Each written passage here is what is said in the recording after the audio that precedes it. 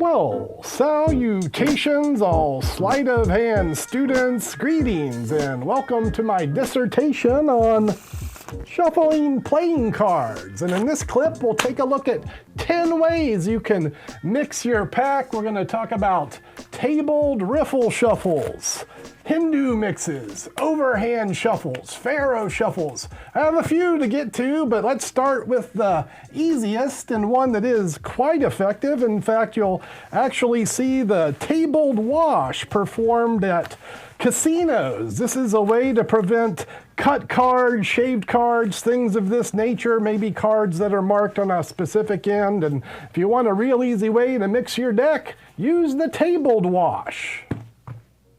If you'd like another easy mix that doesn't require any extra skill, this Rosetta shuffle that I learned from magician Leonard Green is worth consideration. Just cut the deck in half and kind of twist each half into a flower configuration and then push them together at the edges. This is an easy way to accomplish, in essence, a riffle shuffle. Even a layman who's never shuffled a deck before can do this Rosetta mix. And on that note, this mix does have some interesting magic applications, and if you are a magician, it's worth your consideration.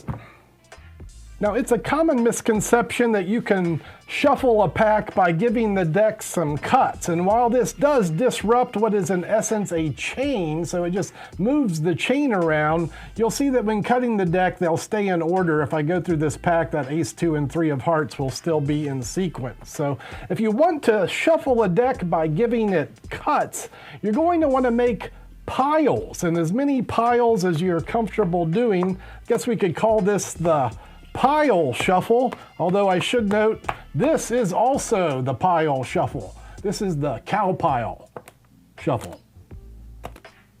It's the cow pile shuffle, but I digress. Yeah, make a bunch of piles if you want to cut the deck and mix it up, and you'll see casinos use what's called a running cut or a strip cut. They'll strip cuts from the middle, stripping cards either from the center or doing repeated strip cuts. This is a better way to mix the deck by cutting than just giving it a straight cut. Straight cuts don't shuffle.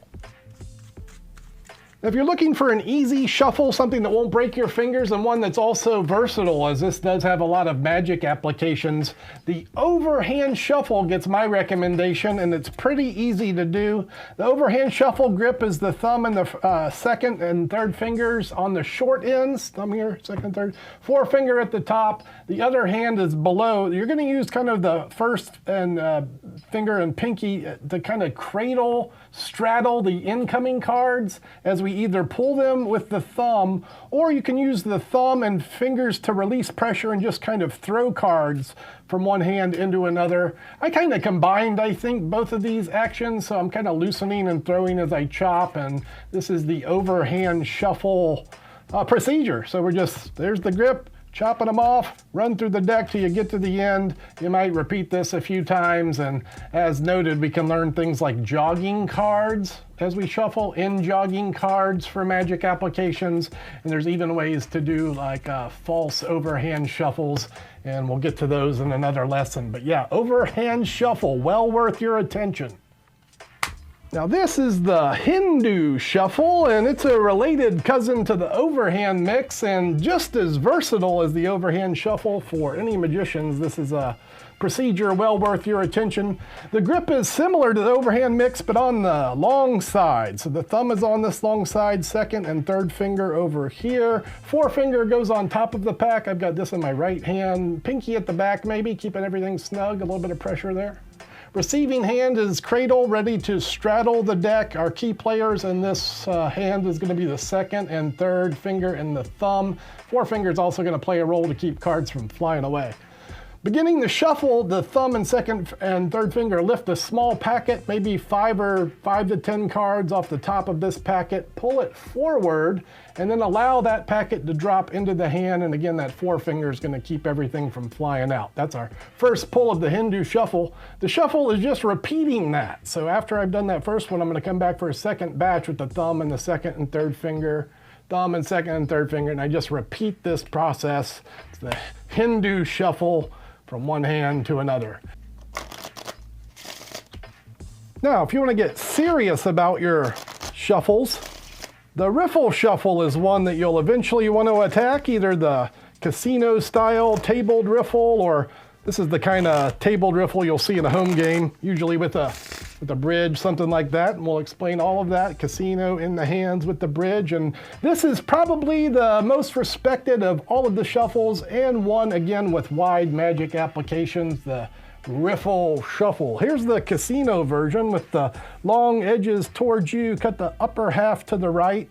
Again, our thumb and second and third fingers are going to be the grippers. Your grip is here. Sometimes we'll do it closed. This is a closed riffle shuffle with the thumb and the second and third finger kind of in the inner corners. I'm going to teach this with it gripped at the outer corners. It will allow you to kind of see the grip, and here it is over the shoulders. And the thumb is here, second and third fingers. Forefinger pushes down, as do the second and third fingers, applying some downward pressure. And then your thumb is going to riffle up at the inner ends. This is the grip in the shuffle position. Beginning the shuffle, we start with the corners overlap. So take one corner, overlap it slightly. That way when you do the riffles, the cards will fall into that shuffled position. And then from here we go into the square up, squaring the cards.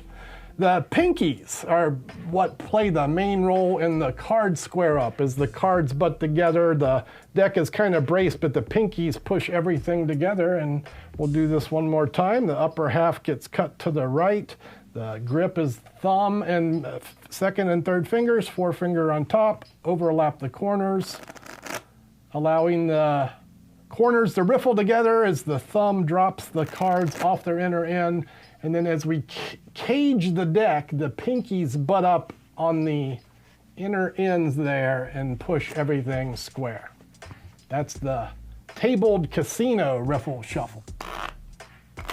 You can keep the riffle shuffle in the hands. Here's how you do that. The grip is 3 fingers below, forefinger curled atop the deck with the thumb at the short end. So this is the beginning position. I should note that this is the key here, a clipped position between the first finger and essentially the second and third finger, as your pinky is going to kind of come around and straddle the deck. So our starting grip here, 2 fingers, curl finger, pinky on the other end, and we're going to allow half of the deck to riffle off my thumb onto the fingertips of the left hand in this case.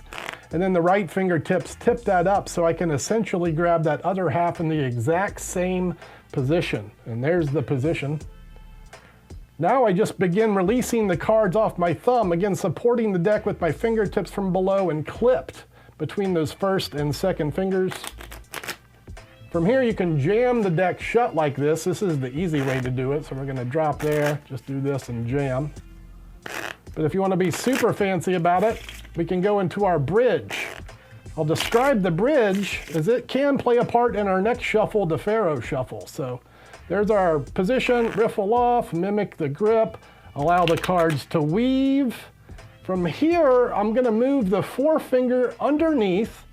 The thumb stays on top, applying some gentle downward pressure, because what's going to happen now is my fingers are going to push upwards.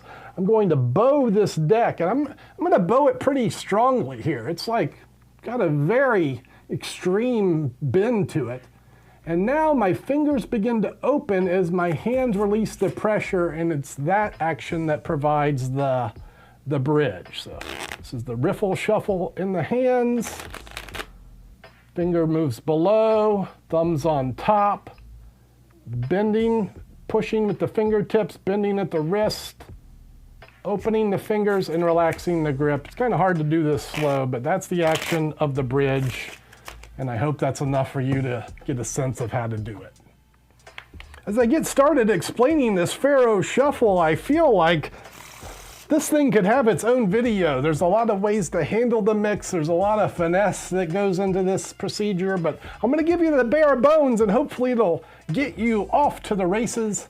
We're going to start by cutting the deck in half, and when I say half, exactly in half is ideal. 26 on each side for now. Get it as close to you can.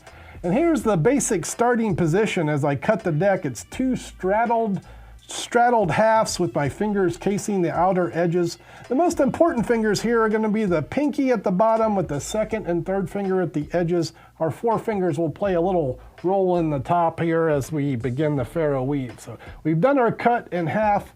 The mix begins at an inner corner. Let me stand up to show you this procedure right at the end.